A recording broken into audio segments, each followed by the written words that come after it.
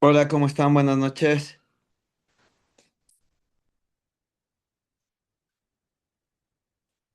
Buenas noches. ¿Qué tal? ¿Cómo están? ¿Cómo les ha Buenas ido? Buenas noches. noches. Vamos a hacer un ejercicio, ¿sí? Vamos a escribir todas las preguntas que tengamos hasta el momento porque no podemos estar pasando al siguiente tema que ya va al diagnóstico radiográfico. Si tenemos dudas hasta el momento, como ustedes saben, primero va el diagnóstico clínico. Nosotros una vez que veamos al paciente decidimos qué tipo de diagnóstico imagenológico vamos a enviamos el diagnóstico y según eso vamos a tener diferentes tipos de estudios. ¿Alguna pregunta, alguna duda? Todos al chat, por favor.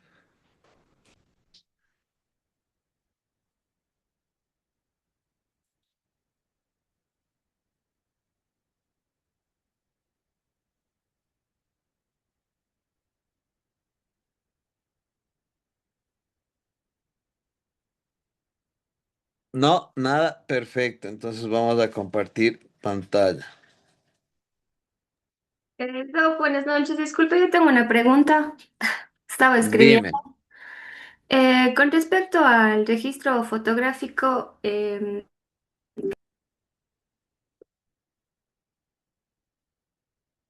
con respecto al registro fotográfico,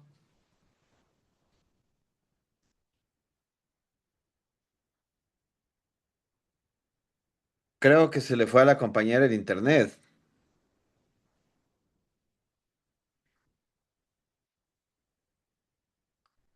¿Alguien me escucha a mí? Sí, sí se lo escucho. Y a la compañera ya no. No. Esperemos que se vuelva a conectar para que haga su pregunta.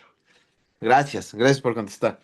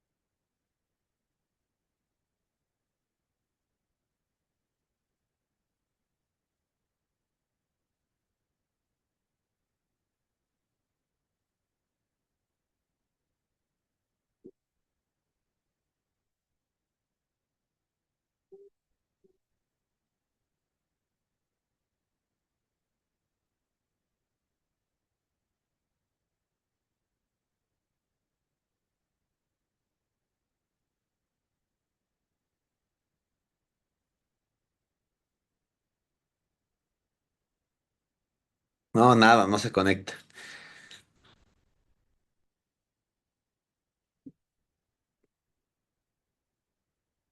Continuemos. Deme un segundo.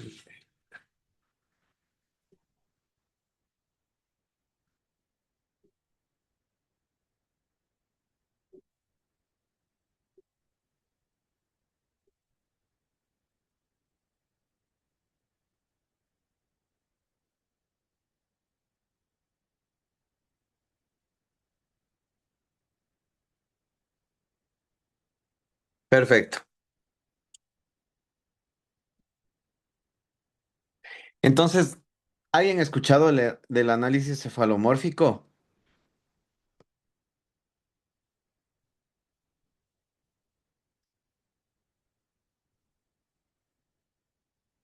Bueno, chévere.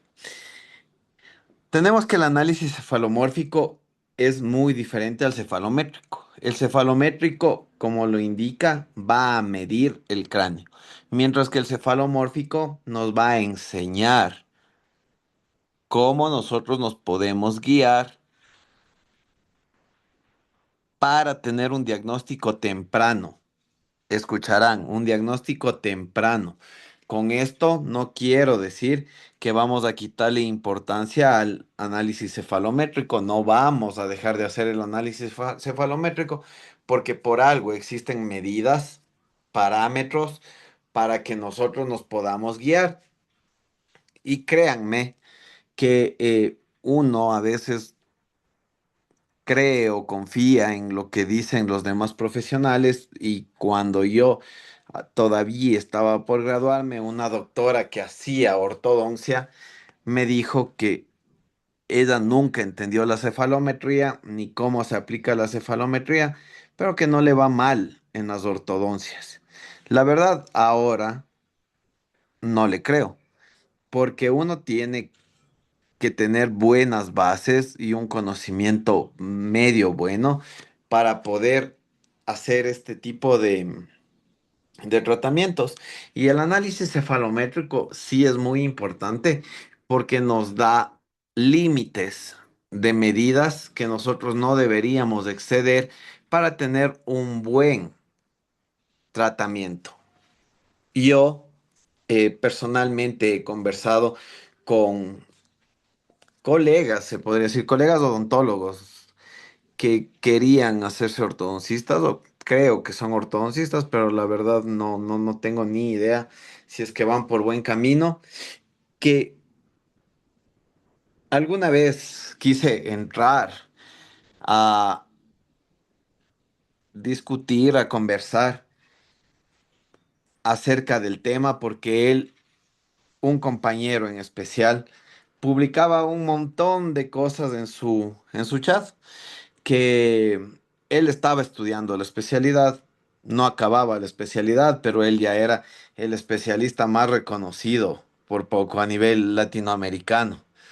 Entonces él publicaba que llegó tal caso de otro consultorio en el cual un año de atención y no se notan resultados, un poco de labia. Nosotros con la experticia que tenemos generaremos unos excelentes resultados que harán feliz a nuestro paciente, bla, bla, bla, un poco más de labia, porque la ortodoncia en manos de especialistas es tu única opción. No te quedes con los que no son, que no sé qué. ¿Ve?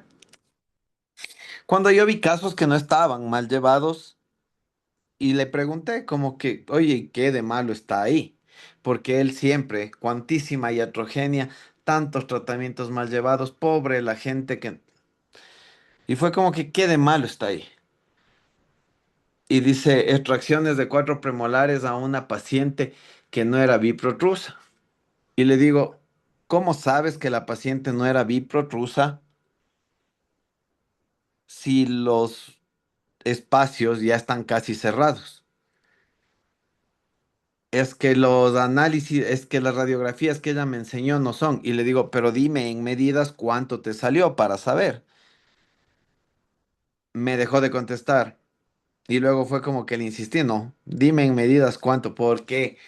Porque el hecho de que el paciente sea biprotruso tiene estándares de medidas que si ustedes sobrepasan esas medidas, yo voy a guiarles paso a paso de cómo se hacen los análisis, cuánto debe salir en los análisis y ustedes qué deben añadir para más o menos tener una idea verdadera del problema que tiene el paciente. Porque supongamos que una de las medidas es 110, pero tiene un apiñamiento moderado a severo y el paciente va a subir esa medida. Entonces, para nosotros evitar subir esa medida, vamos a realizar extracciones o vamos a realizar stripping dependiendo de la serie de cosas que nos presente el paciente. No todo es una sola medida, hay muchas más cosas, como les dije. Nada está por encima de la clínica, que les manden a ustedes las tomografías, que les manden a ustedes un poco de cosas, pero si ustedes no le ven clínicamente al paciente, créanme que no van a poder unir todo en su cabeza y hacerle al paciente un todo y van a tomar retazos de pacientes. Entonces, cuando yo quise conversar con él, fue como que ya, es que yo no sabía, es que yo que no sé qué, es que yo que no sé cuánto. Y yo exactamente eso quiero que en este curso no salgan profesionales de ese tipo, que no salgan los que señalan con el dedo y andan diciendo esto está mal, porque ustedes no saben cómo llegaron los pacientes al otro consultorio. Obviamente que para una finalización de ortodoncia, para nosotros tener cosas, hay cosas fundamentales que no podemos dejar pasar. Por ejemplo, tener guías caninas. Si es que ustedes no terminan con guías caninas y todos los dientes contactan en una desoclusión lateral, el tratamiento está mal hecho. O sea, no hay a dónde más irse. El tratamiento está mal hecho y el tratamiento está mal hecho y ahí se acaba. No es que no sabemos cómo comenzó el tratamiento. Si es que ustedes saben que ese tratamiento no va a poder terminar bien, no se metan a hacer. O también otra cosa que puede pasar es que ustedes le adviertan al paciente que el paciente era un paciente quirúrgico, que el paciente era un paciente que necesitaba otro tipo de tratamiento, como un MARPE. El paciente les dijo que no tiene los recursos económicos o no quiere gastar, porque esa es otra, ¿no? O sea, yo estoy de acuerdo que venga un paciente y me diga, Doc, no tengo dinero para hacerme el tratamiento y la verdad es tal cosa, tripas corazón, se les puede cobrar menos. Pero viene un paciente en carro a decir que un carro no tan viejito, ¿no? Un carro que se nota que no es solo por necesidad de moverse. Viene en el carro y que no tiene plata y es como que, nah.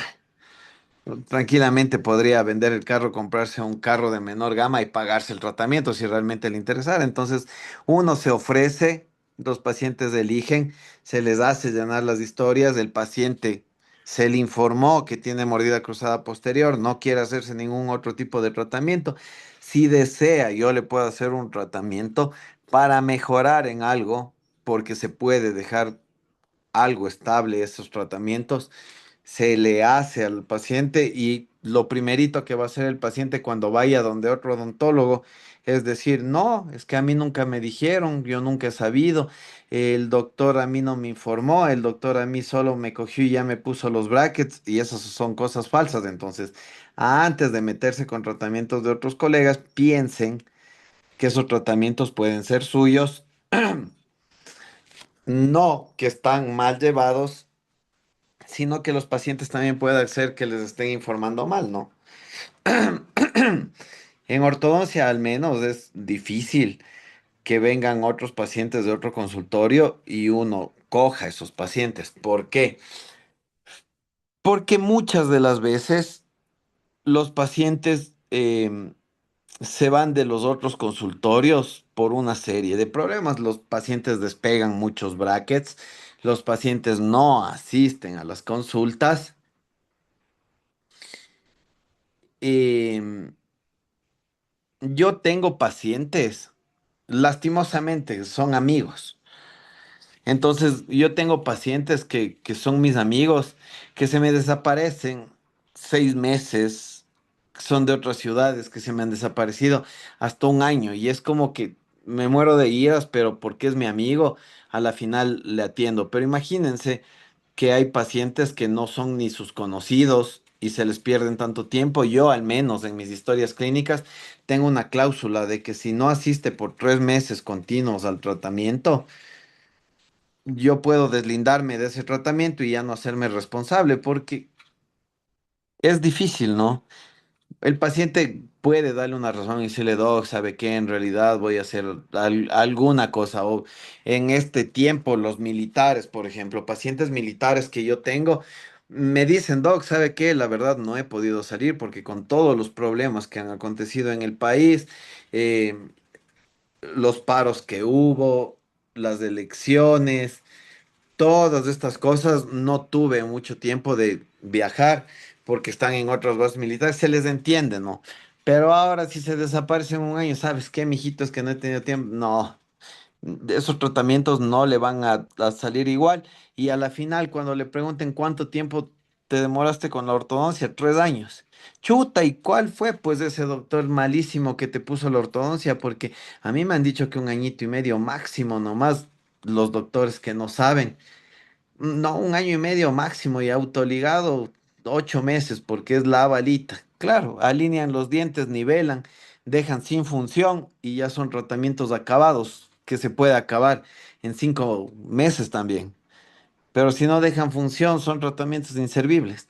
Entonces, estos doctores mal informan a la población y cuando alguien le pregunte a otra persona, ¿y tú cuánto tiempo te demoraste? 3 años.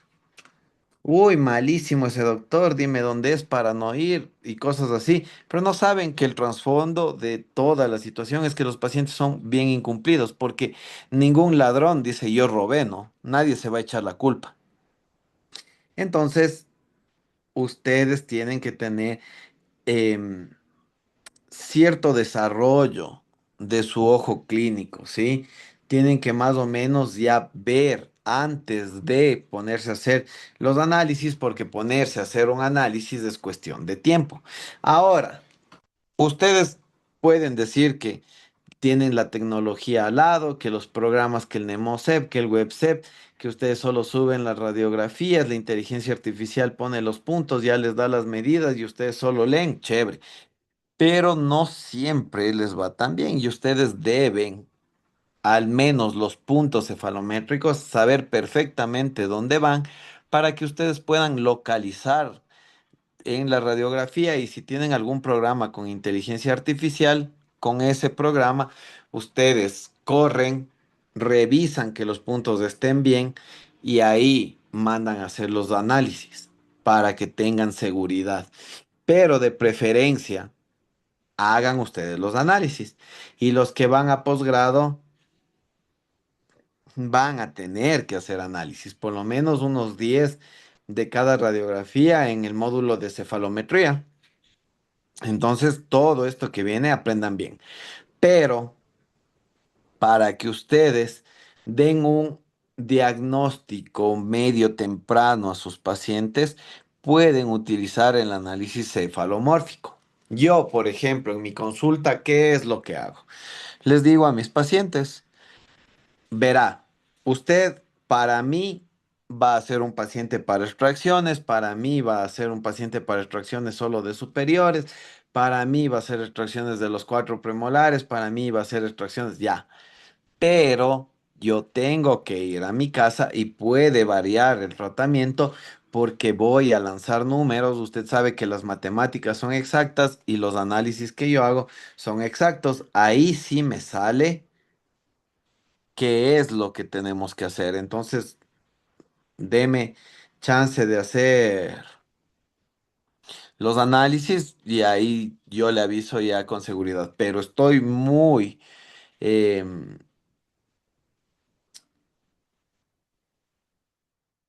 estoy muy, creo bastante, estoy muy convencido de que su hijo o su hija puede ser para extracciones de premolares, por ejemplo. Porque cefalomórficamente viendo, yo no ando con la escuadra y con reglas a todo lado, pero ya más o menos viendo ciertas cosas, yo sé que esos dientes están proinclinados, que esos dientes están retroinclinados, que ese perfil está demasiado convexo, que ese perfil está demasiado cóncavo. Más lo que le veo al paciente, ya tengo un análisis presuntivo, ¿sí?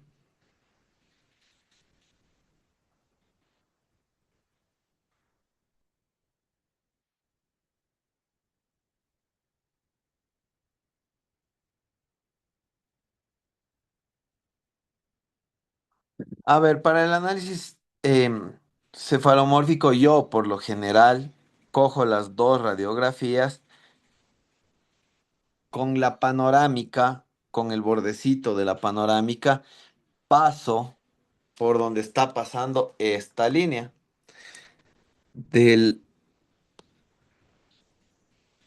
borde del incisivo central al ápice del incisivo central pongo uno de los filos de la radiografía imaginemos que esto es una radiografía, y veo si es que esta línea se dirige por detrás de la órbita, yo sé que ese diente está proinclinado.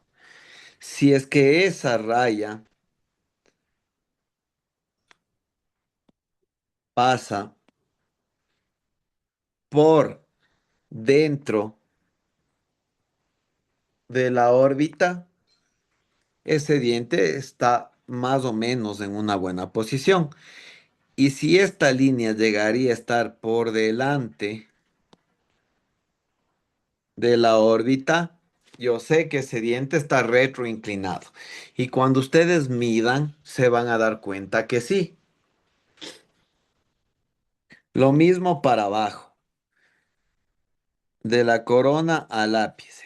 Trazamos una línea y dividimos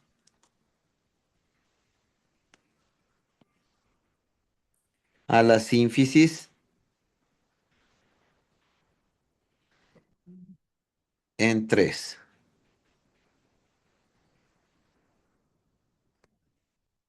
Todo esto hasta ahora lo he hecho al ojo. Si es que está, perdón, si es que está en el primer tercio la línea, esos dientes están proinclinados. Si está justo en la unión del primer tercio con el segundo tercio, esos dientes están bien. Si es que se van por delante, esos dientes están retroinclinados. Entonces yo ya tengo una noción de si mis dientes están proinclinados, retroinclinados. Solo dientes. Ahora, nosotros sabemos que con mucha proinclinación, ese paciente no va a quedar bien, no va a quedar estable en oclusión porque no tiene una desoclusión anterior. Otra cosa que yo suelo hacer es poner de B, que es la parte más posterior del borde anterior de la sínfisis mentoniana, AN o nación. Trazo, asimismo le pongo a la radiografía en en esta línea y veo cuánto por delante está el punto A, que el punto A es la parte más posterior del borde anterior del maxilar superior. Si es que yo calculo que está muy por delante, el paciente es clase 2. Si es que está por atrás, el paciente es clase 3. Si es que está 2 milímetros por delante, el paciente es clase 1. Entonces, yo ya sé por dónde se va a dirigir mi tratamiento. Y otra cosa que yo tomo muy en cuenta es que de la base de la columnela, unión con el labio, hago otra, pongo la radiografía igual, recto. Y hago una línea de Spradley. Luego les indicaré perfectamente qué es la línea de Spradley, pero de momento tengo que ver que el labio superior no me quede tanta diferencia de esta raya, el labio inferior tiene que quedar justo en esta raya y el mentón tiene que estar por detrás de esta raya. Si el mentón está muy por detrás, el paciente es clase 2. Si el mentón está muy por delante, el paciente es clase 3. Y si es que el mentón queda a 4 milímetros aproximadamente, más menos 4, el paciente es clase 1. Esqueletal. ¿Sí? Entonces, yo, Denny Morán, hago eso. Reviso inclinación de incisivos, protrusión labial, posición maxilar o posición maxilar a base del cráneo para dar un diagnóstico prematuro. Yo lo que digo es, su hijo muy posiblemente es para extracciones de los cuatro premolares, porque los papás ya quieren saber más o menos qué es lo que les espera, ¿no es cierto? Entonces, verá, eh, su hijo muy posiblemente es para extracción de premolares, que es la extracción de premolares de estudiantes, que no sé qué, para no perder el tiempo, porque muchos padres no quieren que se les saque dientes a los hijos y dicen, no, y no hay otra manera, y si es que yo sé que no hay otra manera, porque en eso sí no trato de compensar. O sea, si es que yo digo que es para extracciones, el paciente es para extracciones. Yo no intento meter dientes donde no van a caber. Pero si es que es un paciente quirúrgico, por el mismo por el mismo costo, acepto que no quieran, pero les doy todas las consecuencias. ¿Sabe qué? Su hijo va a quedar así, su hijo nunca se le va a ver el mentón, su hijo se le va a ver demasiado mentón. Lo que sea que les tenga que decir, yo les informo, no les llevo para quirúrgico, pero sí les dejo muy conscientes de que no es que yo de buena persona les estoy evitando el quirúrgico, porque lo óptimo para esos pacientes es que vayan a cirugía, que se puedan hacer la cirugía y ahí van a quedar bien. Pero uno entiende también la economía del país en que vivimos, uno entiende las oportunidades que tienen las demás personas, que sabemos que no todos tenemos las mismas oportunidades y entiendo que no se quieran hacer un tratamiento tan invasivo, pero cuando un paciente no quiere hacerse extracciones porque a él le han dicho que el sacarse dientes es malo y que cómo voy a estar diciendo eso, vaya nomás a otro consultorio, yo no soy el profesional con el que usted desea tratar.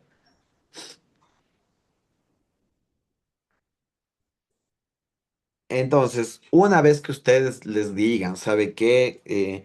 Yo creo que su hijo es para esto, yo creo que su hijo es para el otro, pero tengo que hacer los análisis y ya con las matemáticas exactas decirle qué mismo.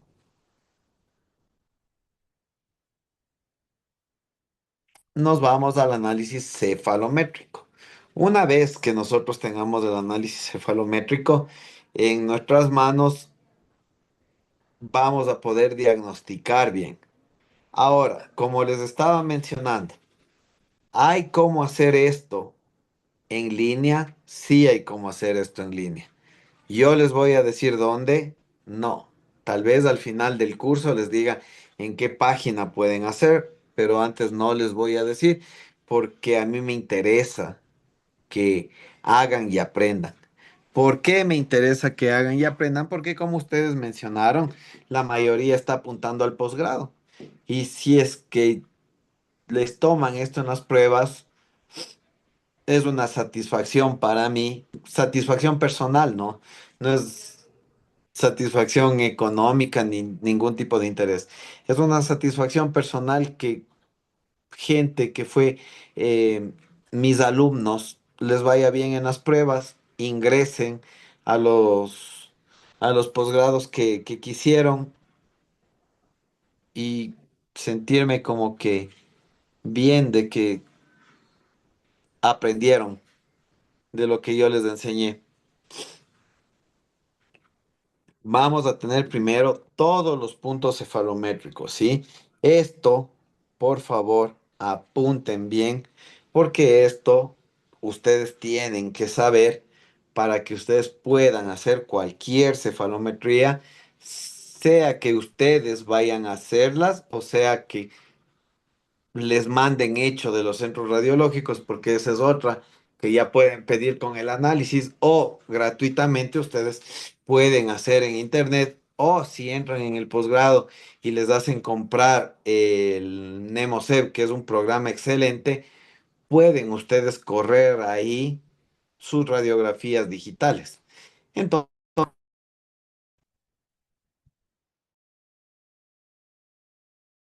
que ustedes sepan los puntos cefalométricos para que ustedes puedan verificar si sí o si no.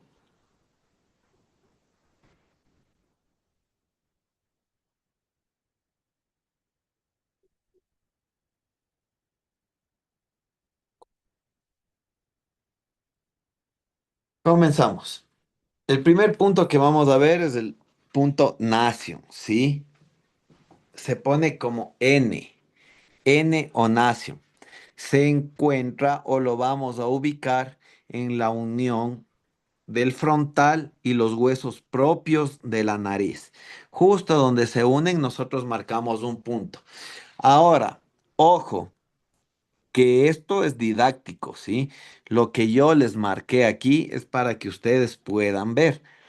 Es una circunferencia. Cuando ustedes lo hagan, tiene que ser un punto.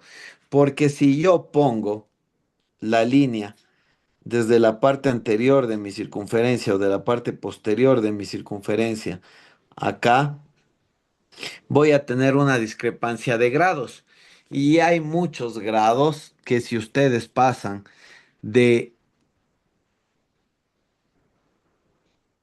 0 a 3, por ejemplo, ustedes ponen SNA, SNB, supongamos. En el SNA ustedes ponen 84 y en el SNB ustedes ponen 79. Ese paciente es clase 2. Y si ustedes le ponen 80, ese paciente sigue siendo clase 1. Entonces, por 1 grado, por 2 grados, ustedes pueden cambiar el diagnóstico. Por eso es importante que ustedes pongan un solo punto y ahí midan. Si es que ustedes ponen como aquí el círculo, ustedes pueden tener un margen de error más grande. Es solamente didáctico para que ustedes sepan dónde se encuentra exactamente.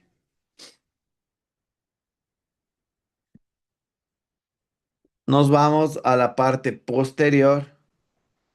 En la silla turca, nosotros nos imaginamos un círculo, ¿sí? Y lo dividimos en 4 por la mitad. Justo en la mitad de la silla turca, en el centro, vamos a poner ese punto que es el punto S.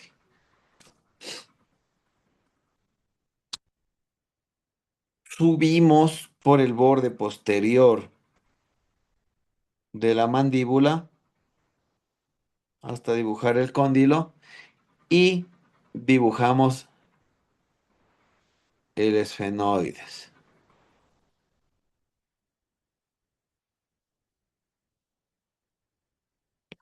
Justo en la unión del borde inferior del esfenoides con el borde posterior de la rama, vamos a marcar el punto articular.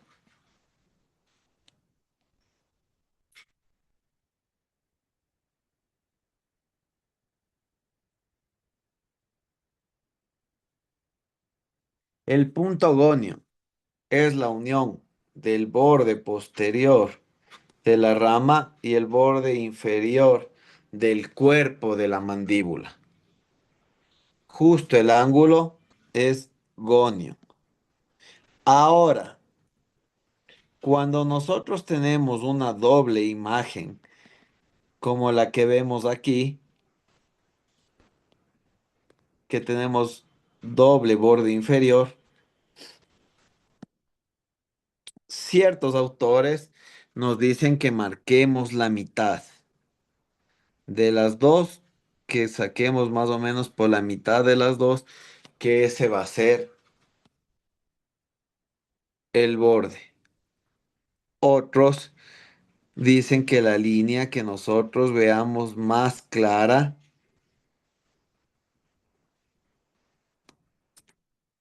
pero personalmente, después de hacer el análisis de Lewandowski y saber si tiene asimetrías o no, es que yo decido dónde le voy a poner. Porque si el paciente es asimétrico, obviamente que en la radiografía lateral les va a salir un lado más grande que el otro.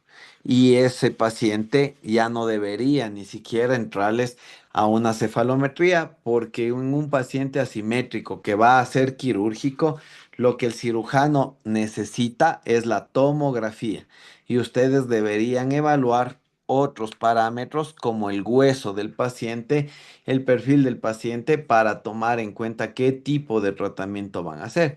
Y en un paciente asimétrico, cuando ustedes le vayan a mandar a la cirugía al paciente, el paciente les debe quedar descuadrado, ¿sí? Descompensado, porque a ustedes no les interesa que el paciente esté dentalmente bien, porque el cirujano con cortar hueso y reubicar va a dejar una buena oclusión y ustedes tenían simplemente que, no, bueno, no simplemente porque es más difícil que hacer una ortodoncia, el hecho de descompensarle al paciente.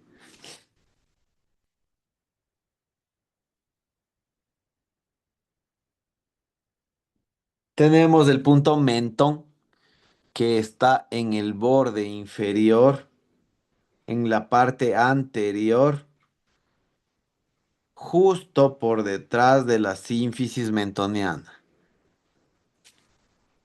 Tenemos el punto pogonion que es en el borde anterior de la sínfisis mentoniana, en la parte más anterior, ¿sí?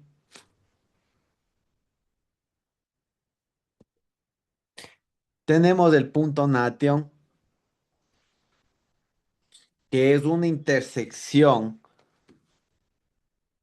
que nosotros hacemos de nation a pogonion, de nation a pogonion, de gonion a menton, y la unión por delante de las partes óseas es proyección nation, ¿sí? G nation.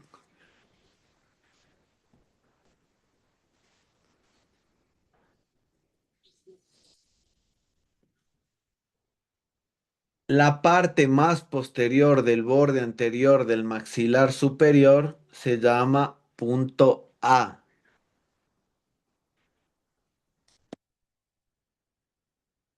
Entonces, el punto A vamos a ubicarla en la parte más posterior del borde anterior del maxilar superior. El punto B se encuentra en la parte más posterior del borde anterior de la sínfisis mentoniana o del cuerpo del mentón, ¿sí? Todo esto es la sínfisis mentoniana, todo esto es el cuerpo del mentón. Entonces, como ustedes lo quieran ver, es la parte más posterior del borde anterior de la sínfisis o del cuerpo mandibular.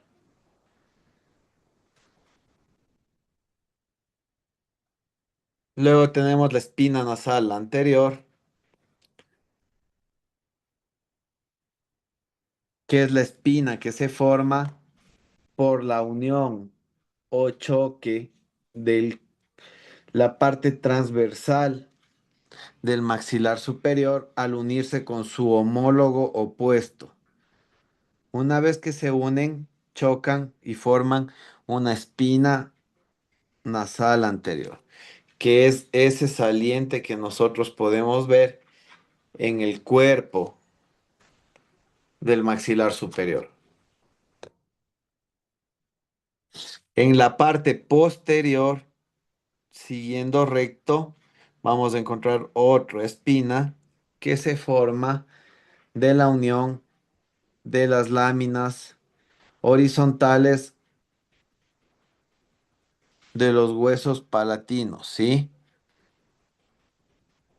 Ahí atrás se forma la espina nasal posterior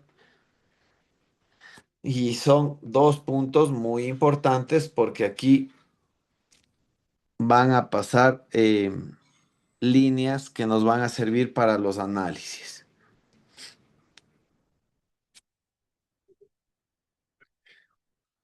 Nosotros ubicamos al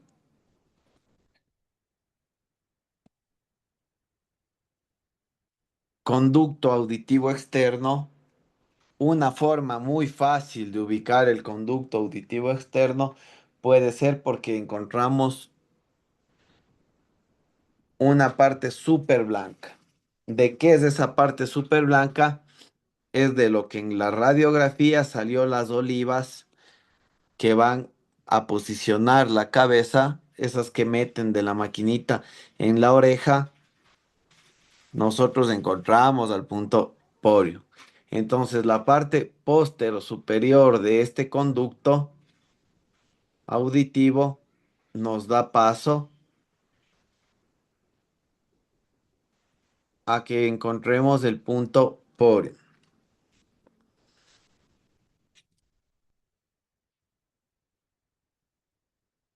En la parte más inferior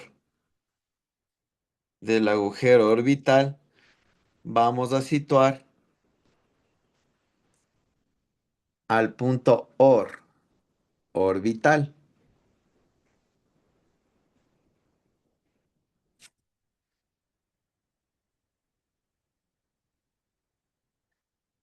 El punto vacío,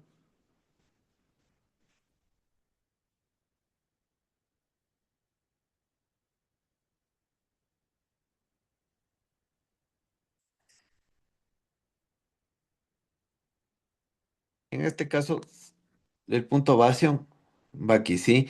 Es la parte más posterior del foramen magnum o justo donde termina más o menos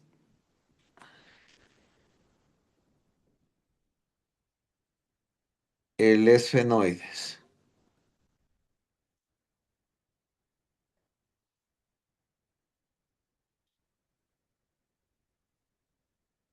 El punto pterigoide. Este, por lo general, cuando la imagen nos sale doble, es muy difícil de encontrarlo porque no es una parte anatómica tan sencilla de ver. Pero nosotros vamos a irnos a la espina nasal posterior. Una vez que estemos en la espina nasal posterior, subimos y encontramos una estructura con una forma de una gota invertida. Si ven, aquí estaba esa forma de gota invertida. Una vez que encontramos esa forma de gota invertida, que aquí está clarito, en la parte postero superior vamos a marcar ese punto. Ese es el punto pterigoideo.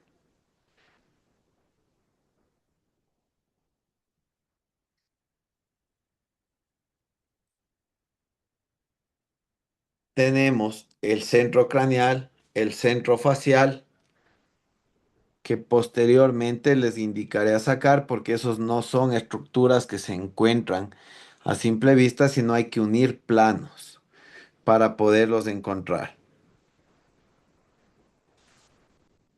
Tenemos el punto condilion,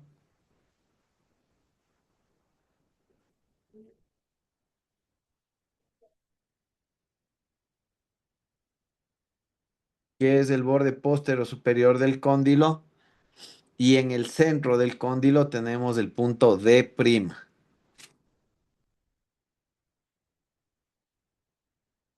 Entonces aquí tenemos condilion, borde posterior, y en el centro del cóndilo D'.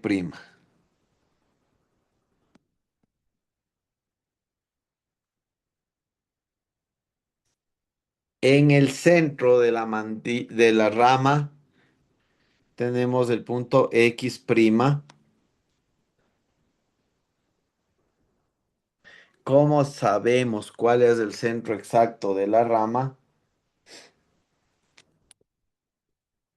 En el borde superior de la escotadura encontramos el punto más bajo. En el borde anterior de la rama encontramos el punto más posterior, ¿sí? Entonces, con una vertical verdadera que la podemos tomar de aquí, porque esto está a 90 grados, esta reglita que nosotros vemos está a 90 grados con el piso. Otra, otras máquinas de radiografías, si no tienen eso, tienen una cadenita de pepas. Esa cadena, así el piso tenga desnivel, como está cogida al techo, va a caer a 90 grados, dándonos unos 90 grados verdaderos. Y con escuadras, ponemos aquí la escuadra,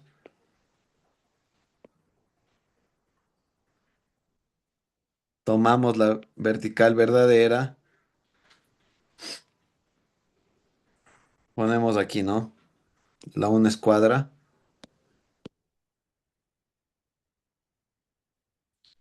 que sea la de 90 grados. Esta escuadra la llevamos acá, la bajamos a esta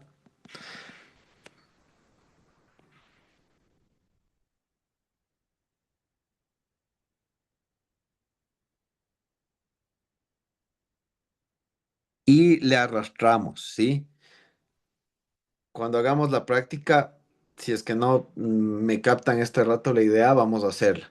Entonces presionamos duro la de abajo, que sería esta de aquí, presionamos duro y esta la recorremos con este borde para atrás. Si es que nos faltó regla, paramos, ponemos duro esta y nos llevamos más atrás a esta hasta llegar a esta posición de acá.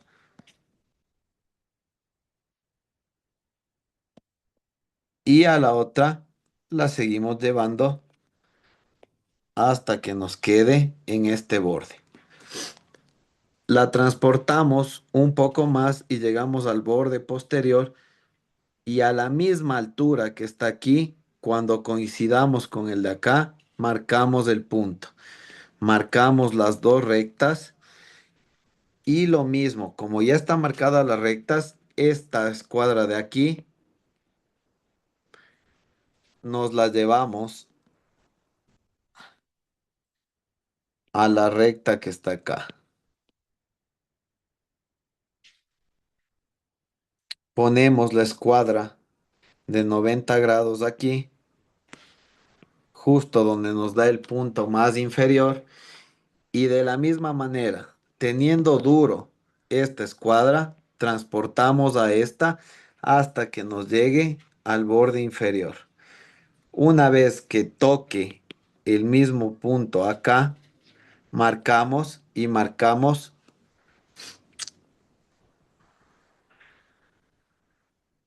Espérenme un segundo que se salió. Ya.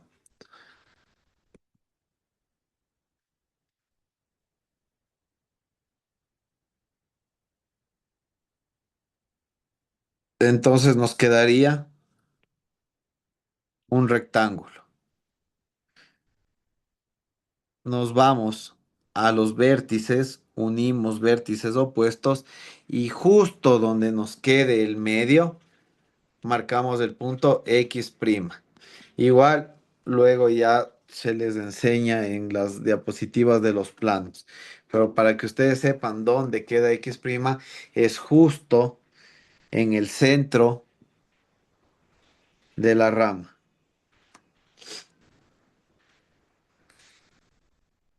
En la parte más anterior e inferior, es decir, donde se unen los dos puntos, vamos a marcar el punto PM o Promenti.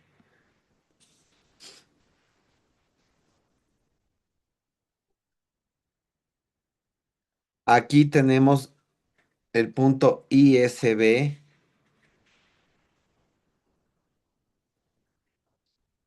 que es el incisivo superior, el borde incisal.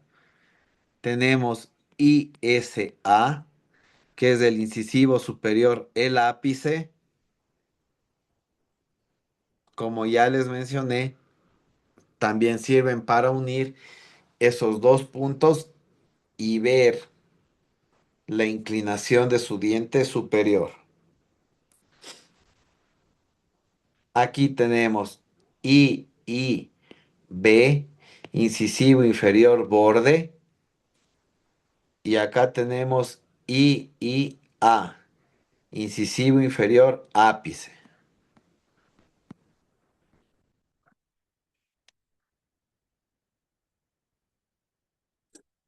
Aquí tenemos el vértice del canino superior y por delante de ese tenemos el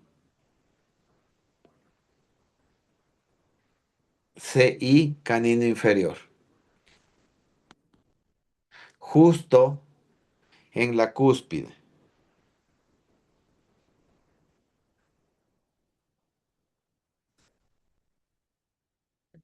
En la parte de atrás, en la unión de la cara distal y la cara oclusal, vamos a marcar un punto. Para marcar el punto MIC o molar inferior cúspide, solo necesitamos cúspide, ya no necesitamos ápice. Igualmente para el superior, cara distal, cara oclusal, la unión,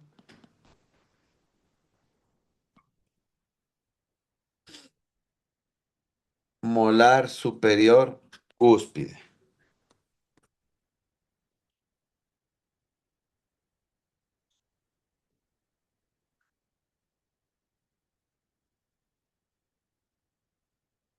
Vamos con tejidos blandos.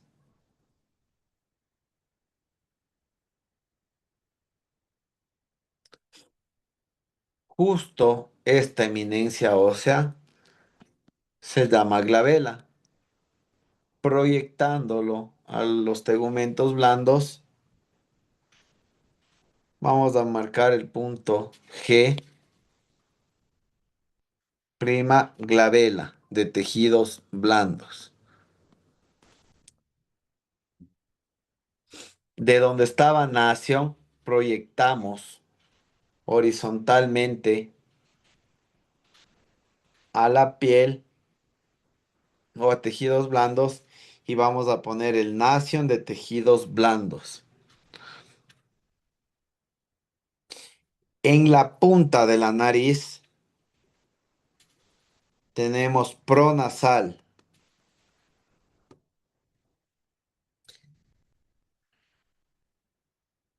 Justo donde termina la parte de la columnela y se une al resto de la nariz, tenemos el punto columnela. Donde se une la columnela al labio, vamos a tener el punto subnasal.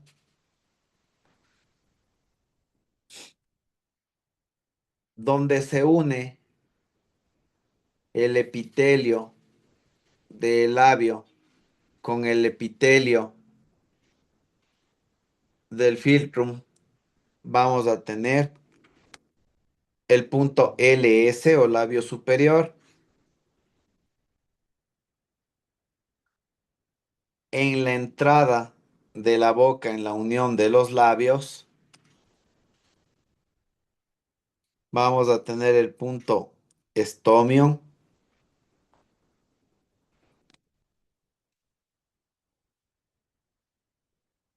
El borde más inferior del labio superior se va a llamar vermilion superior, mientras que el punto más superior del labio inferior se va a llamar vermilion inferior.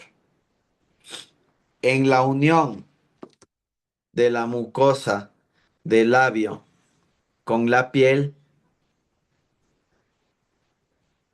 vamos a tener labio inferior.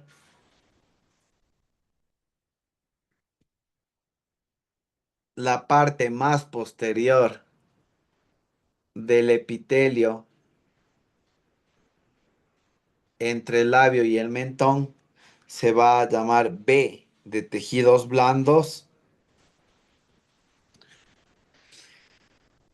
El más anterior, más prominente, se va a llamar pogonium blando. El punto más inferior.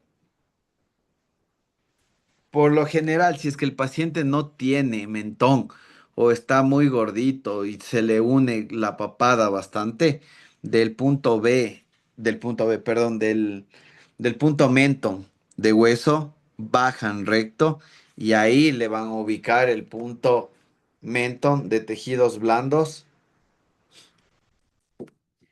y el punto más profundo del mentón y la parte anterior del cuello va a ser el punto cuello.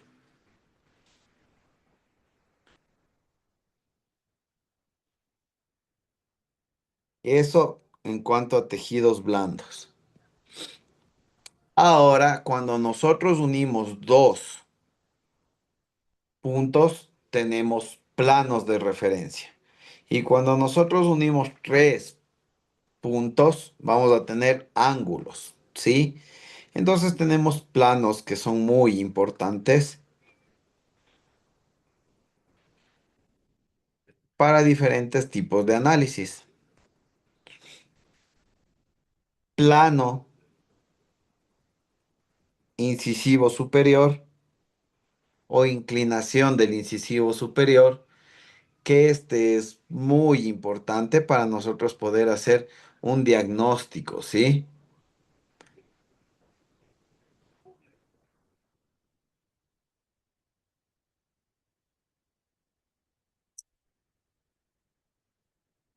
Inclinación del incisivo inferior, que de la misma manera nos va a servir para dar un diagnóstico y un tratamiento.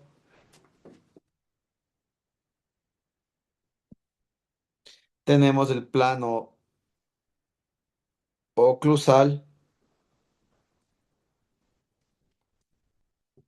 que va desde los molares, desde el punto de los molares en posterior a un punto medio entre el borde del incisivo superior y el borde del incisivo inferior.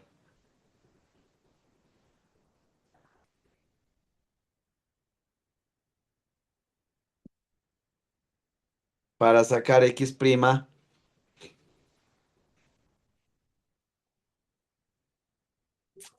hacemos un rectángulo del borde más inferior de la escotadura sigmoidea a la parte de abajo y de la parte más posterior del cuerpo de la mandíbula a la parte de atrás, ¿sí? Aquí tenemos un plano súper importante que lo descubrieron en la Convención de Frankfurt, el plano de Frankfurt, que va desde porion a orbital, que supuestamente este plano siempre va a estar paralelo al piso, ¿verdad?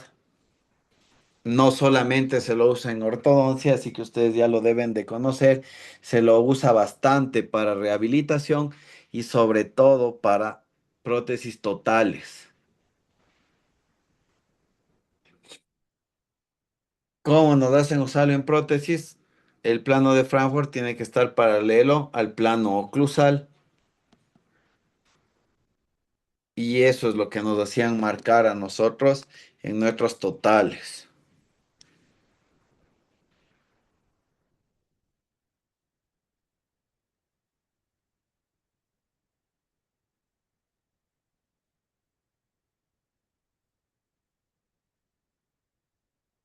De nación a silla tenemos la base craneal anterior, de silla a articular, base craneal posterior, de articular a gonion, altura de la rama, de gonion a mentón, cuerpo mandibular. ¿Para qué nos sirven estas? Estas también, aparte de que nosotros vamos a unirlas para sacar ángulos, nos sirve como referencia. Esta medida en centímetros que nosotros tengamos de S a N, por lo general debe medir 71 centímetros y debe ser proporcional al cuerpo mandibular.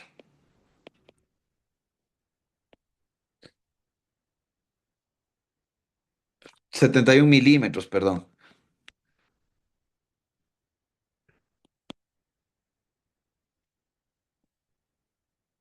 7,1 centímetros.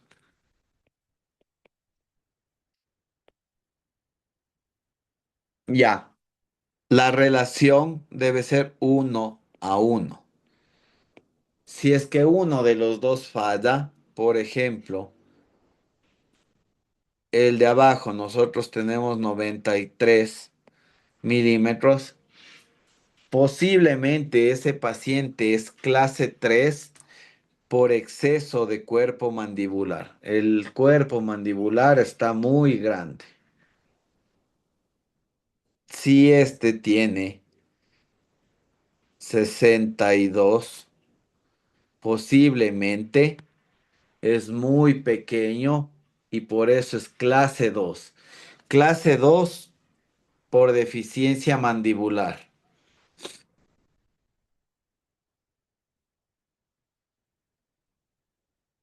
Ahora también nos podemos encontrar con bases craneales cortas o bases craneales más largas. Por eso, con el pasar del tiempo, se siguieron anulando más que todo, porque los estudios fueron hechos para un solo tipo de sujetos.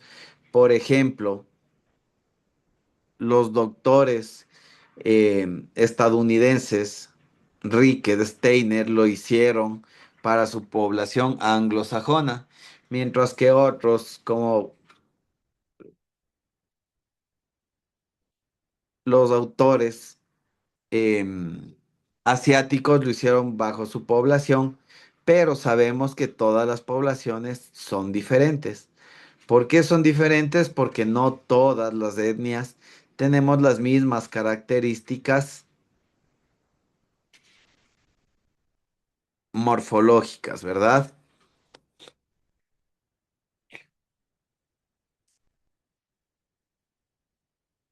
De Promenti a Nación vamos a cruzar una línea que se va a llamar altura facial anterior.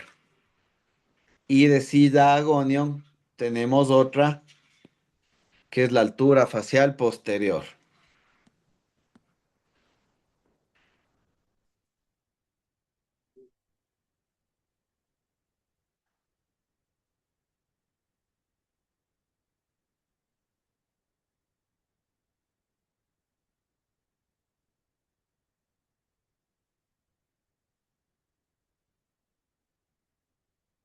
También tenemos otra línea de Nación Aporium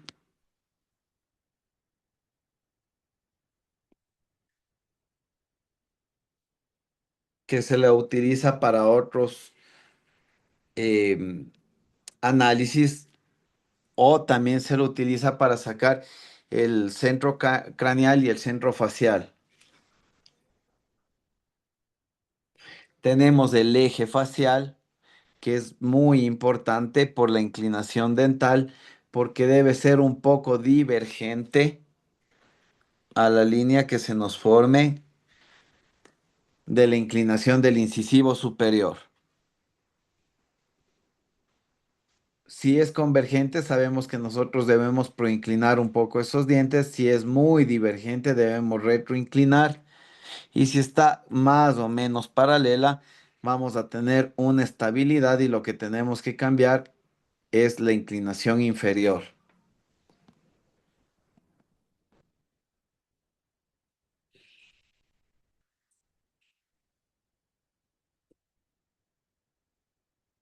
X', que es la unión de los puntos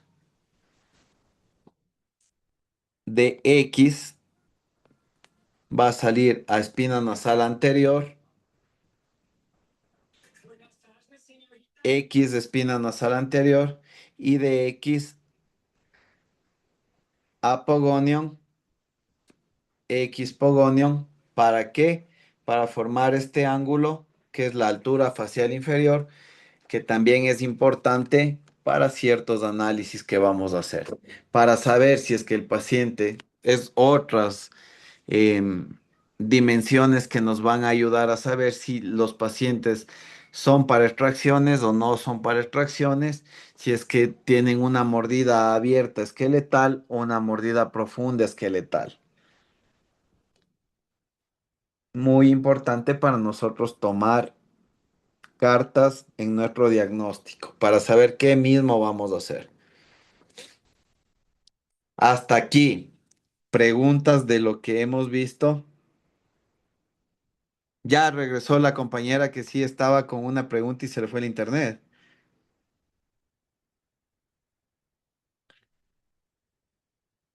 Sí, Doc, perdón. Bueno, Claro, no, dime. Doc, con respecto al análisis del registro fotográfico, le quería consultar si no es necesario o si es de relevancia, por ejemplo, tomar fotos vectorales. Sería, por ejemplo, en este caso, para ver si es que es clase 3 o clase 2, por ejemplo, una fotografía de perfil. Sí, sí, es Eso, súper Doc. importante que nosotros tomemos el registro fotográfico extraoral. Nosotros sí vamos a tener una clase de fotografía y vamos a tener una práctica de fotografía donde yo les voy a enseñar cómo tomar las fotos, porque debemos tener ciertos parámetros para nosotros analizar. Debemos tener ciertas inclinaciones de la cabeza para nosotros poder observar esto. Ahora, hay ciertas características faciales que yo les voy a dar para poder ver un paciente clase 3, por ejemplo. Si es un paciente clase 3 por deficiencia maxilar, no tiene pómulo, entonces de eso se le ve en una fotografía, pero también se lo ve en las radiografías. Ahora, yo les recomiendo que siempre todos los análisis van de la mano, porque muchas de las veces los pacientes que son gorditos no nos dejan apreciar bien cómo en realidad están esqueletalmente, porque como tienen bastante tejido graso por debajo de la piel, nos pueden dar falsas impresiones. Sí, pero en el registro fotográfico es muy importante el análisis de los tercios faciales para ver una compatibilidad de los tercios, el análisis de quintos para nosotros buscar una estética y también en la microestética, em, en la mini estética. En la mini estética nosotros vamos a ver que ciertas partes de los dientes deben coincidir con ciertas partes del, de la cara. Por ejemplo, la línea bipupilar, la línea pupilar, perdón, la vertical de la pupila está en relación con el canino. Asimismo, vamos a ver que las líneas nasales tienen ciertas relaciones de lo que a nosotros nos han hablado de estética hasta el momento. Entonces, el registro fotográfico extraoral sí es muy importante y saber posicionar a los pacientes para hacer todos estos registros también. Gracias, Doc.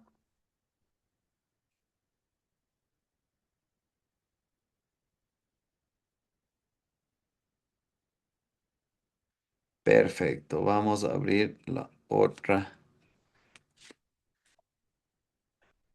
diapositiva.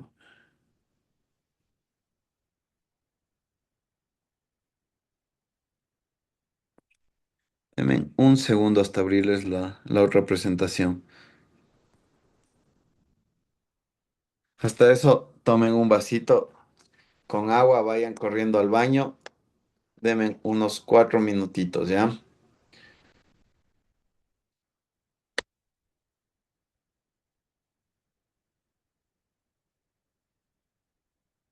Signore Rimone, Giovanni Pignonetti.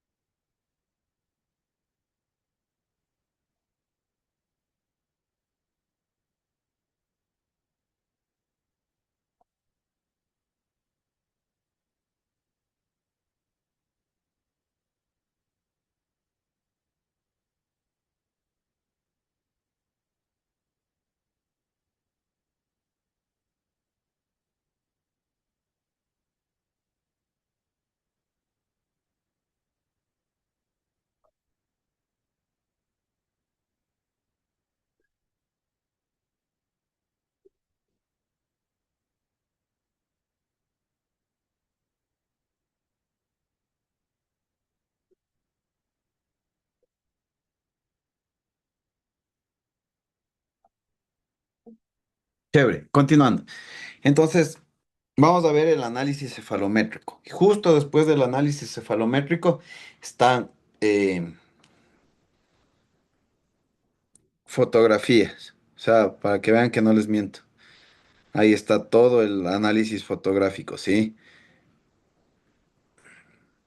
Intraoral, extraoral. Entonces, he decidido llamar a este módulo el análisis cefalométrico de la teoría a la práctica, porque tal vez muchos de ustedes aprendieron a marcar ciertos puntos cefalométricos, a marcar eh, líneas, a medir, pero nunca entendieron para qué lo hacían o por qué lo hacían.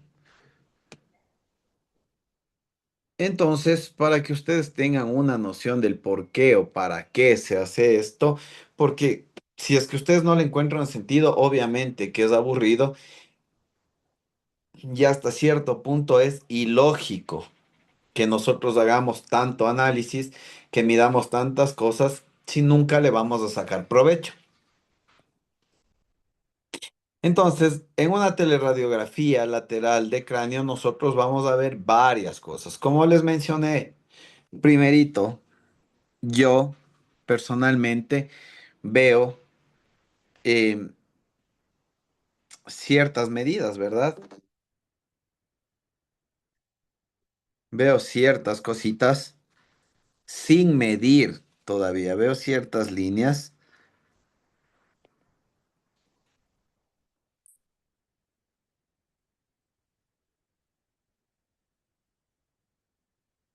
Por ejemplo, ahí veo que el incisivo inferior, si está un poco retroinclinado o está recto, para mí está retroinclinado porque para mí este ángulo mide menos de 90 grados. A este le puedo tomar con este y con este. Pero como les dije, aquí está por detrás, está muy proinclinado. Yo más o menos ya me voy dando cuenta de eso. Vean que todavía no estoy sacando reglas ni estoy midiendo, estoy haciendo simplemente al ojo. Hago una línea vertical. El mentón está muy por atrás.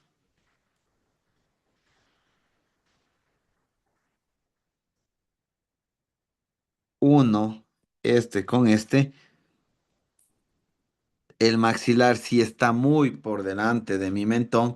Este paciente para mí es un crecedor vertical, es hiperdivergente, es clase 2. Eh, yo ya voy analizando ese tipo de cosas. Aparte, veo la relación molar superior, molar inferior. Veo que sí está muy adelantado. Veo que tenemos mucho espacio entre los dientes superiores, los dientes inferiores, pero hasta aquí ustedes al paciente no le están viendo grado de apiñamiento, no le están viendo absolutamente nada. Por eso ustedes ya le debieron haber revisado al paciente, tomar modelos, saber cuánto es en los modelos, tomar fotografías para que ustedes unan toda esa información y ahí saquen un buen plan de tratamiento. Entonces, diagnosticando, nosotros más o menos ya vamos viendo qué diagnosticamos en una radiografía. Supongamos que nosotros no somos los dueños de la clínica, solamente nos contratan, entonces ellos ya mandaron a tomar las radiografías para evitarnos pérdida de tiempo. Entonces, como nos evitan la pérdida de tiempo, nosotros más o menos ya vemos qué es lo que tiene el paciente. Si es que nos enviaron, si es que no nos enviaron, igual el paciente ya llega con las radiografías y nosotros comenzamos a evaluar y ya tenemos más o menos qué es el paciente antes de verle. Esqueletalmente ya sabemos cómo está, ¿sí? Marcamos nuestros puntos. Cuando ya le vayamos a hacer la cefalometría en sí, todos los puntos que ya observamos, Marcamos los planos y medimos. Sí, entonces nosotros tenemos una base craneal anterior. Como les dije, la norma 71 más menos 3 milímetros. Esta es una medida lineal. Nos sirve para determinar proporciones esqueletales. La base craneal posterior mide 32 más menos 3. Si es que aumenta, tiene un patrón de crecimiento horizontal, y si es que disminuye, un patrón de crecimiento vertical. ¿Por qué? Aparentemente es al revés, ¿no es cierto? Porque nosotros vemos que esta línea va más de arriba hacia abajo que de atrás para adelante. Entonces, si es que aumenta, imaginamos que el resto de líneas se mantienen.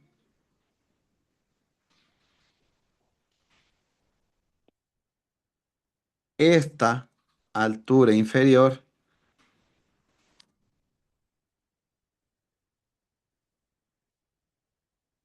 no va a variar.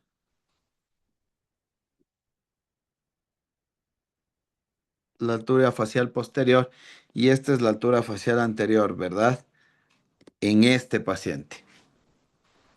Si es que atrás aumenta, esta línea se mantiene, esta línea ya creció.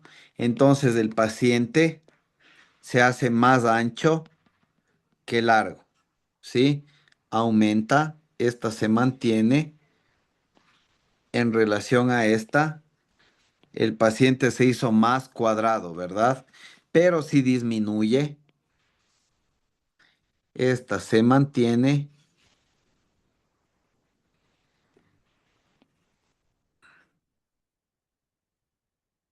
El paciente tiene la cara más larga que ancha, ¿verdad? Entonces disminuye, va a tener un patrón de crecimiento vertical. Si es que aumentaba, un patrón de crecimiento horizontal, porque la cara es más cuadrada, ¿sí? La altura de la rama, norma, 44 más menos 5. De la misma manera, si es que aumenta, tiene un patrón de crecimiento. Y si es que de la misma manera que la anterior. Si es que esta se mantiene y esta crece, el paciente se hace más cuadrado. Si es que esta disminuye, la cara del paciente con respecto a la parte posterior se hace más grande. ¿Sí? Entonces, si es que esta línea disminuía, el patrón de crecimiento del paciente se hace vertical o dólico. ¿Qué quiere decir dólico o vertical o hiperdivergente? Que la cara es más alargada que la parte posterior, que el paciente se le ve de cara larga, ¿sí? Mientras braqui, em, crecedor horizontal o hipodivergente, es que el paciente tiene la cara más cuadrada que larga, es mucho más ancho. Y el cuerpo mandibular, norma 71 más menos 3 milímetros. Si es que aumenta, posiblemente ese paciente puede ser clase 3 de esqueletal, y si es que disminuye, posible clase 2 de esqueletal. ¿Por qué existen estas palabras posible y posible? Porque el cuerpo muchas de las veces suele compensarse. Entonces, nosotros podemos aumentar esta línea, pero el cuerpo al compensarse aumentó mucho el ángulo S. El ángulo S es este de aquí, ¿verdad? Por lo general, este mide 123 grados, pero si aumenta, es decir, se va más atrás esta línea, toda esta línea de abajo va a recorrer para atrás, y el paciente posiblemente no es clase 3. ¿Por qué? Porque el cuerpo compensó aumentando otra medida, lo que esa medida estaba aumentada, ¿sí? Entonces nosotros nunca con una sola medida o con dos medidas podemos diagnosticar completamente a un paciente. No porque tiene un hueso más grande vamos a decir, ya, este paciente es tal, porque puede haberse compensado otras partes para que el paciente no tenga estas deficiencias esqueletales.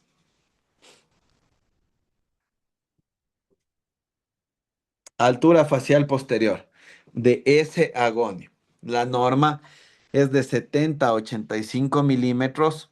Si es que aumenta, como ya vimos en las anteriores, tiene un patrón de crecimiento horizontal o braqui, caras cuadradas, caras más anchas, cabezas más anchas. Y si es que disminuye, un patrón de crecimiento vertical, dólico, cefálico, caras más largas, cráneos más alargados. Por lo general podemos asociar también a mordidas abiertas, mientras que el braquicefálico, mordidas profundas. Sí, pero no siempre va a pasar esto. ¿Por qué? Porque el cuerpo tiene distintas maneras de reaccionar, pero ya nos vamos dirigiendo a un tipo de diagnóstico. La altura facial anterior, la norma es de 105 a 120 milímetros. Si es que aumenta, tenemos un crecimiento vertical excesivo, muy dólico, y si es que disminuye, un crecimiento vertical deficiente, braqui. Ahora, ¿para qué nos sirven esas medidas? Para sacar el biotipo facial según Yarabak. Entonces, según Yarabak, nosotros tenemos esferas. Esto ustedes pueden buscar en internet, se llaman las esferas de Yarabak. Muy fácil de sacar el biotipo facial. Es la manera más sencilla. A mí me gusta bastante. Hay doctores a los que les gusta bastante, pero si es que ustedes van a la especialidad, inclusive para entrar, les están pidiendo que sepan el análisis de BERT. El análisis de BERT es mucho más difícil de hacer. Lo vamos a ver, es muy complicado.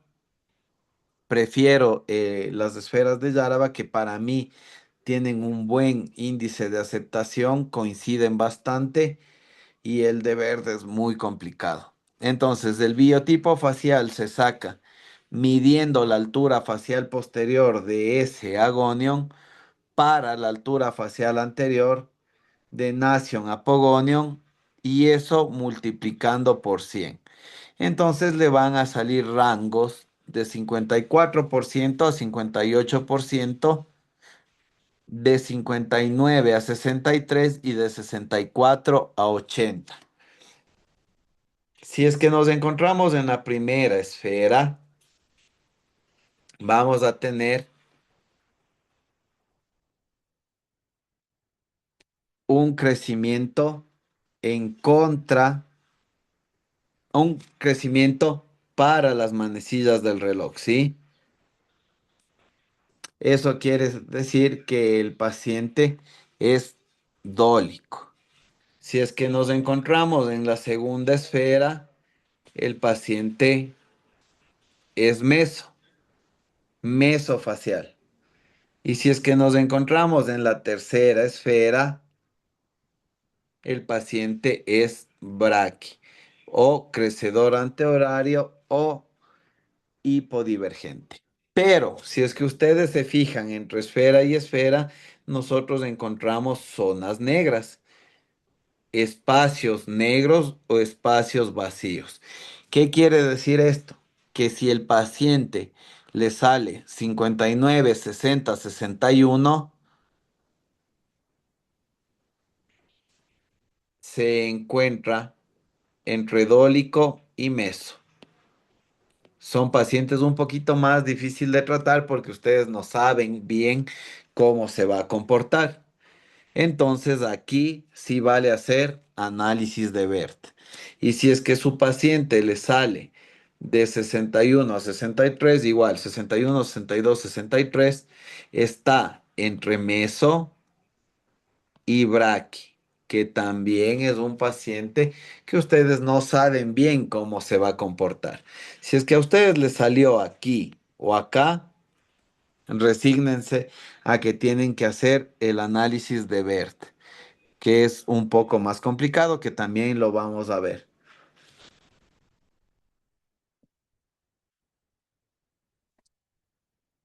Ahora,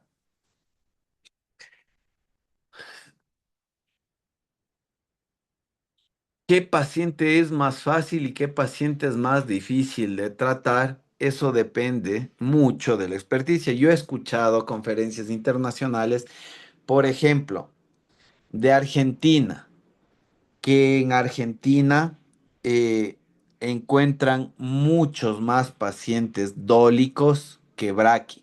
Entonces ellos tratan un poco mejor a los dólicos porque tienen más experiencia en cómo tratar a esos pacientes. Cambia la forma en que se trata porque los pacientes no reaccionan igual, ya que el paciente dólico no tiene tanta musculatura y no tiene tanta resistencia a los tratamientos como el braqui.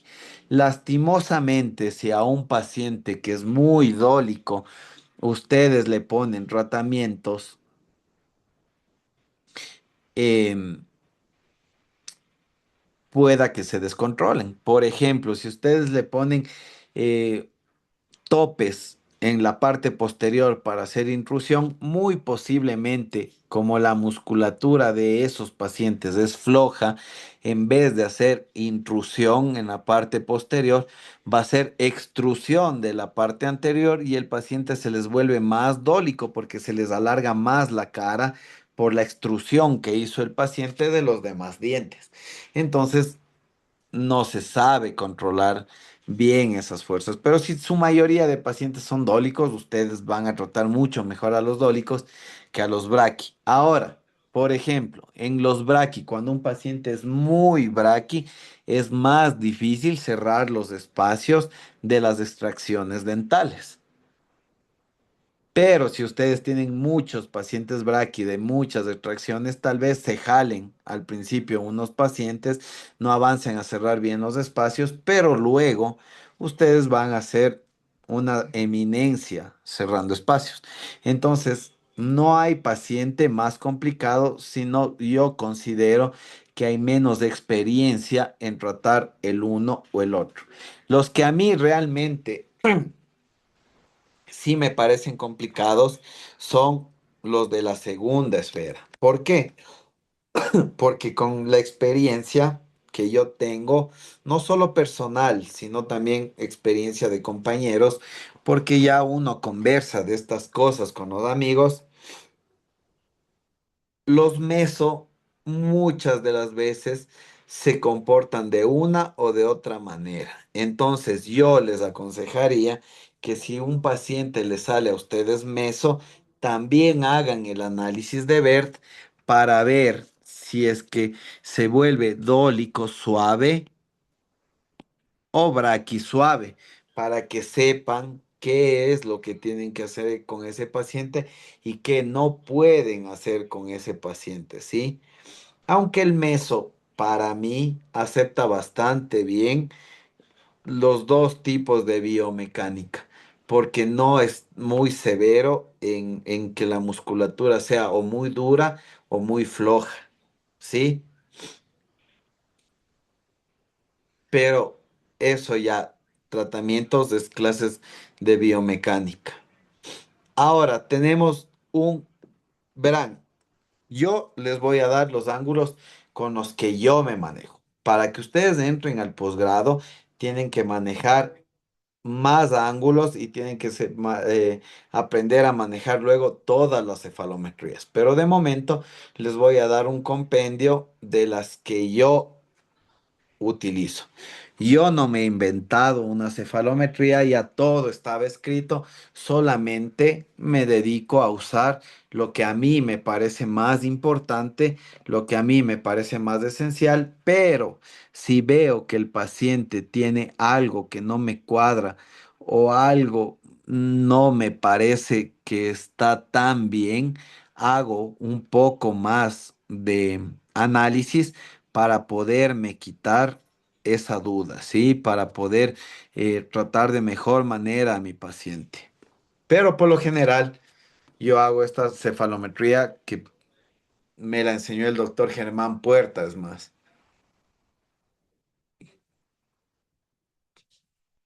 Entonces, el ángulo silla es la unión de SN y de SR. El ángulo silla mide 123 más menos 5 grados.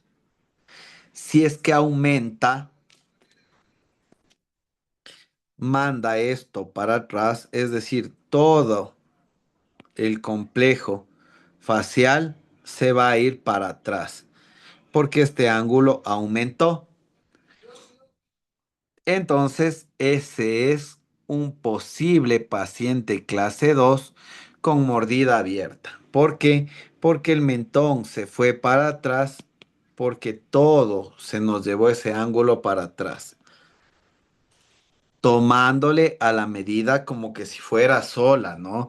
Como que si no existiera los demás ángulos. Por eso deben medir todos. Pero cuando les toman las pruebas, al menos en la católica, les toman. Si ustedes saben que el ángulo silla mide 123 más menos 5 y usted tiene un ángulo de 133, ¿qué es su paciente?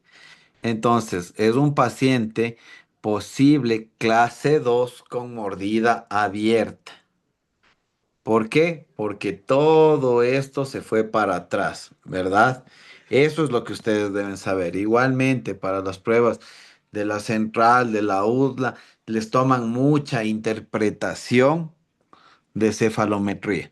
Si es que su ángulo silla es 123, pero mide 110, ¿qué es? Si es que disminuye, es un paciente posible clase 3 con mordida profunda, ¿sí? ¿Por qué?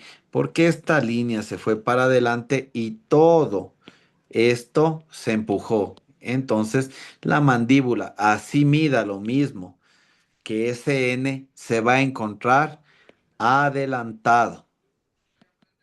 Entonces posiblemente sea clase 3. Pero si tomamos, escúchenme bien, si tomamos a los ángulos aislados, porque si vemos a todos en conjunto, ahí nos vamos a dar cuenta de que es en verdad. Ángulo articular, 143 más menos 6. ¿Cómo me aprendí yo las medidas estas de memoria? Este es 123. Para este es 143 y este es 130. Entonces yo jugué 123, 143, 130. Me sale más fácil aprenderme así, tocándome arriba 123, en la mitad 143, abajo 130. Y la desviación estándar, este es más menos 5, este es más menos 6 y este es más menos 7. Yo me aprendí así. Ustedes sabrán con qué mnemotecnia se aprenden porque sí es importante que más o menos se sepan para que no estén revisando los libros. Pero em, sí pueden hacer unas hojitas de trampa conmigo, ¿sí? O sea, ustedes tengan apuntados en lo que comúnmente llamamos pollas, hagan nomás acordeones, lo que ustedes quieran, con lo que copiaban ustedes en la universidad y colegio, hagan eso para que tengan hojitas para facilitar su trabajo hasta que se aprendan. Y mientras más hacen, ustedes se van a aprender. Entonces, 143 más menos 6. Si es que aumenta, quiere decir que todo esto se va para atrás, o se va esto para atrás, o se va esto para atrás. Entonces, ¿qué vamos a tener? Un retrognatismo mandibular. Y si disminuye, un prognatismo mandibular. Si es que esto se va para adelante, la mandíbula se va para adelante. Si es que esto se va para atrás, la mandíbula se va para atrás. Ahora, tengan en cuenta que el ángulo articular es el único que ustedes pueden variar en un tratamiento. Si es que ustedes necesitan que suba o baje los ángulos, ustedes no pueden subir y bajarle al ángulo silla, porque el ángulo silla se encuentra en la base del cráneo y ni siquiera el maxilofacial va a poderle cambiar. Mientras que el ángulo articular, ustedes pueden abrir y cerrar un poco porque ese ángulo sí se mueve gracias a la mandíbula. Por ejemplo, si es que ustedes hacen intrusión de todo el segmento superior, esta mandíbula se va a cerrar, se va a ir para adelante, para arriba y este ángulo va a disminuir. Si ustedes hacen extrusión de las piezas posteriores, este ángulo se va a aumentar, la mandíbula se va a ir para abajo, para atrás y podemos cambiarle un poco la cara al paciente, ¿sí? Y el otro ángulo que nos queda es el goniaco. El ángulo goniaco, a menos que ustedes le hagan romper con el maxilofacial y le hagan abrir o cerrar, tampoco lo van a poder cambiar con ortodoncia, ¿sí? El ángulo goniaco mide 130 más menos 7. Si es que este ángulo aumenta, mordida abierta anterior esquelética. Si es que este ángulo disminuye, mordida profunda esquelética. ¿Sí? Es de este ángulo de aquí. Miren. Medimos el ángulo antero superior.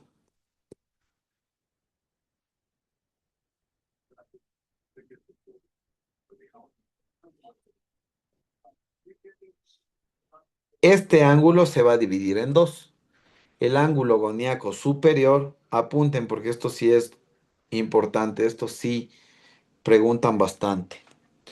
El ángulo goniaco superior mide 55 más menos 3. Si es que este ángulo va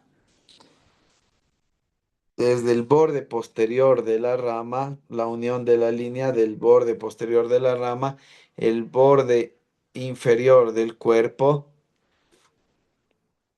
es del goniaco y de aquí, de la unión de estos dos, nosotros vamos a irnos a nacio. El superior, ángulo goniaco superior, 55 grados más menos 3. Si es que este aumenta, hay un crecimiento horizontal de la mandíbula, ¿sí? Si es que este viene por acá, por ejemplo. Cambiémosle de color para que nos imaginemos. Esta rama se hace más ancha, ¿sí? Entonces hay un crecimiento horizontal de la mandíbula. Imaginemos que el otro se queda pequeño. Es un crecimiento horizontal de la mandíbula. Pero si disminuye,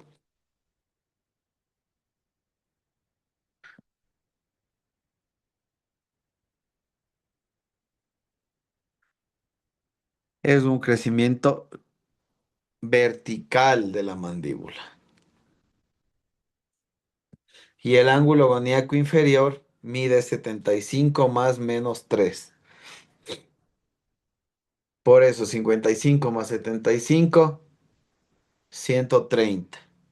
Si es que aumenta,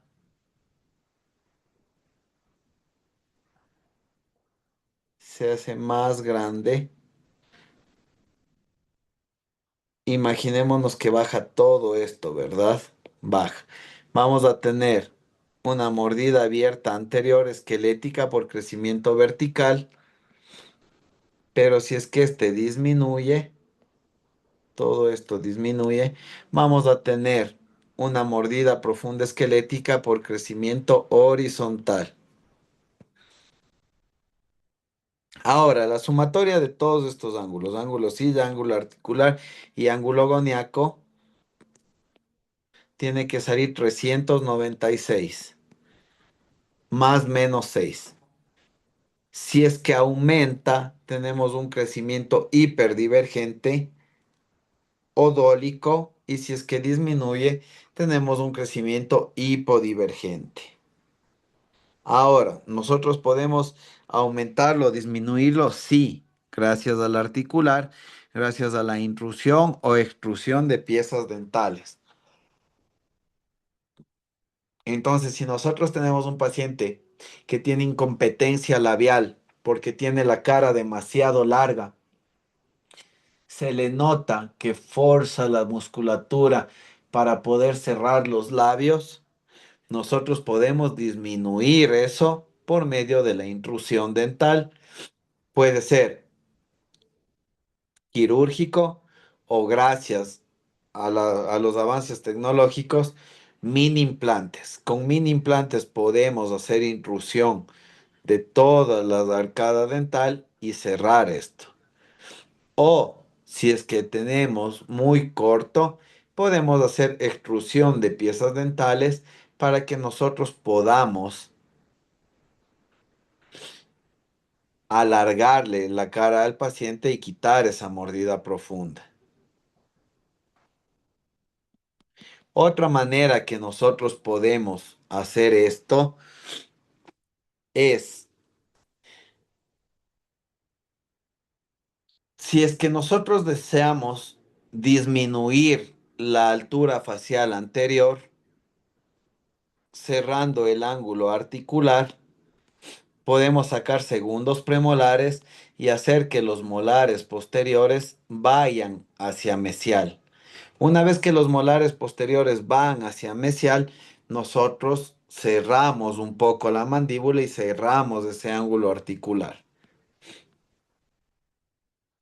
Y si queremos hacer lo contrario, el paciente tiene deficiencia del tercio inferior y queremos aumentar porque tiene la cara como de viejito, los labios muy abultados, lo que podemos hacer es poner unos mini implantes infrasigomáticos, poner unos mini implantes en el shelf bucal y jalar todo para la parte de atrás. Una vez que nosotros nos llevamos todo para la parte de atrás, vamos a crear nuevos puntos de contacto posteriores que van a hacer que la mandíbula se abra y aumente el ángulo articular. Pero nosotros tenemos que estar conscientes de las medidas del ángulo articular, de la suma de los ángulos para que nosotros no cambiemos a peor al paciente, ¿sí? Siempre tenemos que mejorar la apariencia del paciente. Entonces ya vamos teniendo otra razón para nosotros saber si el paciente va a tener que hacerse extracciones o no tiene que hacerse extracciones. Sí, si es que el paciente tiene que hacerse extracciones es porque es muy biprotruso, tiene muy inclinados los dientes, tiene una mordida abierta o tiene incompetencia labial. Son factores que me van guiando a las exodoncias. Ahora, si es que el paciente tiene mordida profunda, tiene los dientes, no tiene proinclinados,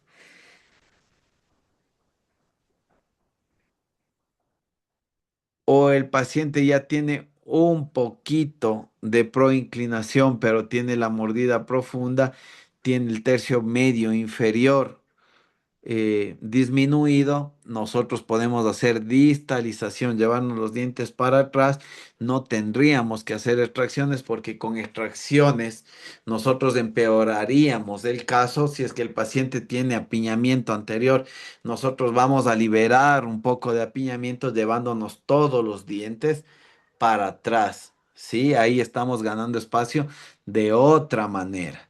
Entonces no depende de que solo, como me dijo alguna vez ese compañero, colega, no sé cómo decirle, es que el paciente no es biprotruso, es que el paciente que no sé qué, son una serie de eventos la que nos llevan a tomar las decisiones de nuestro tratamiento. La inclinación del incisivo superior respecto a SN, aquí tenemos una y acá tenemos dos. Respecto al plano palatino, respecto a SN 103 más menos 3, respecto al plano palatino es 110 más menos 3. Ahora tenemos otra medida que también se utiliza bastante y es de Ricketts respecto a apogonium. Entonces marcamos de A apogonium una línea y medimos este ángulo. Ese ángulo puede medir 28 más menos 4. Es muy usado porque está dentro de sus bases óseas, pero personalmente la que más utilizo es a plano palatino. ¿Por qué? Porque ese n puede cambiar y para mí la base del cráneo no tiene tanta relación con los dientes. Pero el plano palatino es la base ósea donde se encuentran los dientes, el maxilar superior. Entonces, para mí, esa es la que debería ser más frecuente.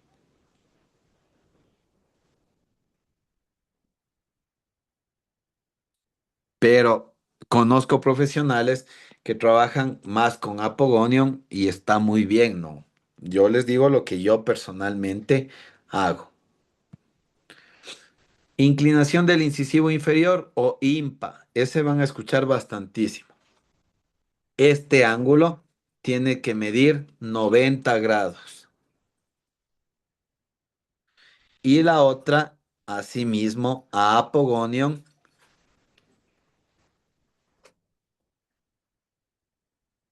el incisivo inferior a Apogonium, este ángulo tiene que medir 22 grados.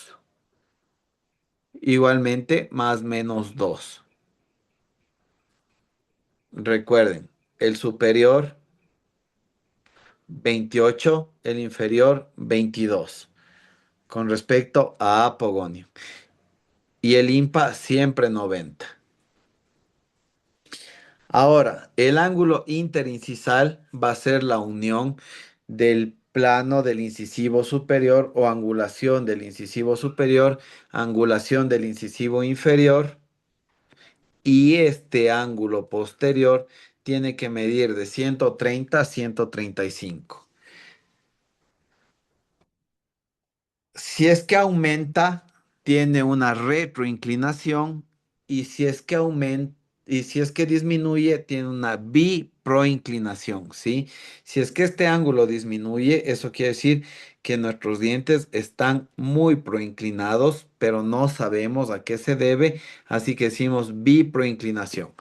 Pero si nosotros ya sacamos la medida del incisivo superior y del incisivo inferior, tenemos una proinclinación, pero ya sabemos por culpa de quién es. Y si es que están muy abierto, tenemos una retroinclinación que tampoco nos da estabilidad, pero se justifica si es que quisimos compensar alguna clase 3 de un paciente, que tengamos estas medidas, aumentadas o disminuidas. Personalmente, lo que les aconsejo es que nunca se queden con pacientes muy biproinclinados, ¿sí? Que no sean muy trompuditos y que no tengan proinclinación de superiores e inferiores porque no van a tener oclusión y desoclusión. Y ahí sí los tratamientos no funcionan. Hasta ahí quedaríamos el día de hoy. Para la próxima semana continuamos con cefalometría. Por favor, repasen que si ustedes se saltan o se pierden esto o se pierden en esto, realmente sí les va a quedar un poco más difícil todas las demás clases porque son secuenciales.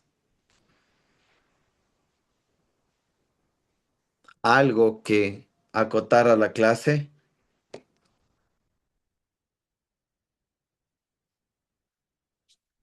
No, perfecto, que tengan una buena noche. Ya saben, cualquier cosa me pueden decir o pueden escribir ya para yo tratar de solventar a tiempo cualquier duda. Que tengan una buena noche, un buen fin de semana y por favor estudien.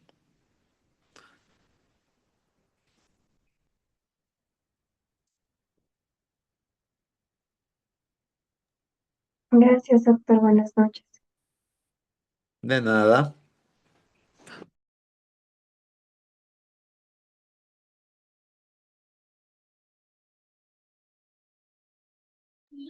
Gracias.